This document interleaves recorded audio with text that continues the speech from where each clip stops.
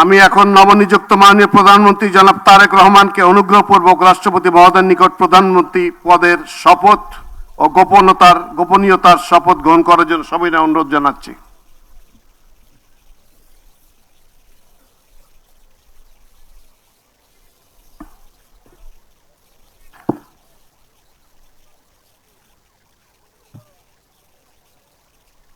নবনিযুক্ত মাননীয় প্রধানমন্ত্রীর শপথ পাঠ পরিচালনা করার জন্য রাষ্ট্রপতি মহোদয়কে বিনীত অনুরোধ জানাচ্ছি। বিসমিল্লাহির রহমানির রহিম। বিসমিল্লাহির রহমানির রহিম। আমি সশ্রদ্ধ চিত্তে তারেক রহমান সশস্ত্র চিত্রে শপথ করিতেছি যে আমি আইন অনুযায়ী সরকারের প্রধানমন্ত্রী পদের কর্তব্য বিশ্বস্ততার সহিত পালন করিব। আমি বাংলাদেশের প্রতি অকৃত্রিম বিশ্বাস ও আনুগত্য পোষণ করিব। আমি সংবিধানের রক্ষণ সমর্থন ও নিরাপত্তা বিধান করিব। আমি ভীতি বা অনুগ্রহ অনুরাগ বা বিরাগের বশবর্তী না হইয়া সকলের প্রতি আইন অনুযায়ী যথাবিহিত আচরণ করিব।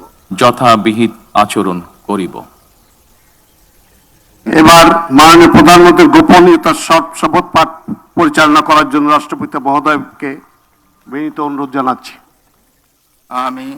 আমি তারেক রহমান সশস্ত্র চিত্রে শপথ করিতেছি যে সরকারের প্রধানমন্ত্রী রূপে যে সকল বিষয় আমার বিবেচনার জন্য আনিত হইবে বা যে সকল বিষয় আমি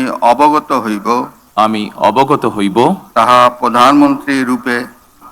প্রধানমন্ত্রী রূপে যথাযথভাবে আমার কর্তব্য পালনের প্রয়োজন ব্যতীত প্রত্যক্ষ বা পরোক্ষভাবে কোনো ব্যক্তিকে জ্ঞাপন করিব না বা কোনো ব্যক্তির নিকট প্রকাশ করিব না। ধন্যবাদ। মাননীয় প্রধানমন্ত্রীকে পদের শপথ ও গোপনীয়তার শপথ স্বাক্ষর করার জন্য এবং স্বাক্ষর শেষে নির্ধারিত আসন গ্রহণ করার জন্য বিনীত অনুরোধ জানাচ্ছি।